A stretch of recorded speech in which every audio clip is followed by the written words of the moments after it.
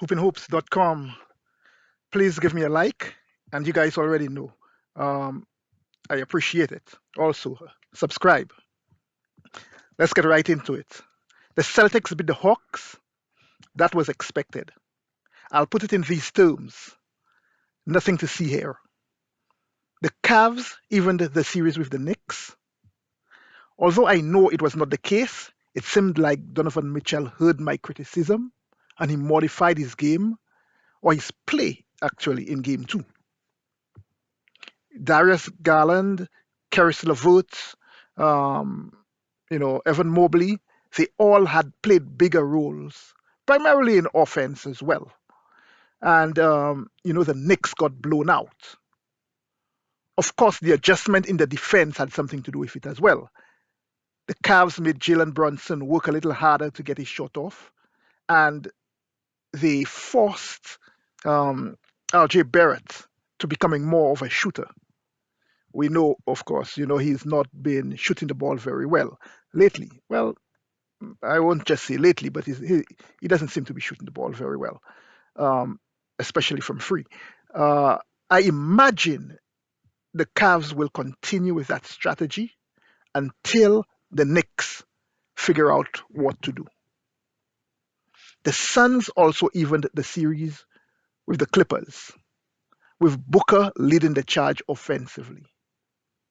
After game one, I said Chris Paul looked old. Well, in game two, he looked like he took a few years back. And in the closing minutes, he made a couple critical shots as well. I'm a little curious about Kevin Durant. I think he looked a little nervous in the first half of the game. I know it sounds a little strange, but something seemed off about his game early on actually. And you know, I don't know. The way he turned the ball over, just the shots he was taking, and the way he missed some of those shots. I gotta admit, KD looked he looked a little nervous. Uh, but that said, barring any injury, I still see the Suns winning the series. But then again, who knows? On a different note, the NBA suspended Draymond Green for one game. This is in line with my suggestion. The only difference is that I personally would give him at least 2 games. What was interesting was to listen to the number of reporters who adamantly said that Draymond Green should not be suspended. Now that the league handed down their ruling, they suddenly realized that was the right thing to do to suspend Draymond. I heard Wilborn, on his show, say that after Joe Dumas explained the reason for the suggestion, he changed his mind. The reason for all that is because Joe Dumas has been around the league for a long time. He's been on the bad boy Pistons, and if anybody knows what an excessive play is, then it should be him, yada yada yada, and all of that stuff. You will tell me that all those reporters could not see what happened, what followed, and make an intelligent decision or conclusion on their own. They needed Joe Dumas to come out and make a statement. And because he knows so much that they suddenly change their mind, that it's that seems, you know, a little too convenient or ridiculous for me. Let me say this: the stump alone is deserving of of a suspension. The other things around the incident, including the history of Draymond Green, increases the number of games. But I understand the league, you know, took the path they did.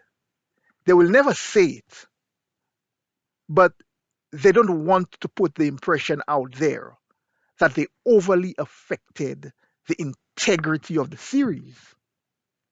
I also believe Joe Dumas' relationship with Draymond Green had something to do with it as well. He could not get away, without giving Draymond Green a suspension. So I believe, and that's just my opinion, that he possibly pushed for him to get 1 game suspension, knowing that, with all the opinions out there and, all what has been said, that there would not be too much backlash. And, 1 game might be appropriate. I also got to mention that Kendrick Perkins suggested that, one option would be for Draymond to serve his suspension next season. I mean, what sort of punishment would that be? What would Draymond care if he missed 1 game in the regular season next year? And how would that suspension serve any purpose or send a message? Just imagine if the shoe was on the other foot and Sabonis stomped on Draymond Green. Would you hear persons asking for him to serve a suspension next year? Or that, he get no suspension? That would not happen, especially with some of the chatter. And, I have to segregate some persons from others because it's not everybody who went down that line. But especially with some of the chatter that persons were saying that European players were not being criticized as some American players. Just think of if the shoe was on the other foot. How would the response turn out? I'm going to say it again. Draymond Green deserved to be suspended. And the NBA got it right in at least giving him 1. But I personally would have given him 2. Hoopinhoops.com.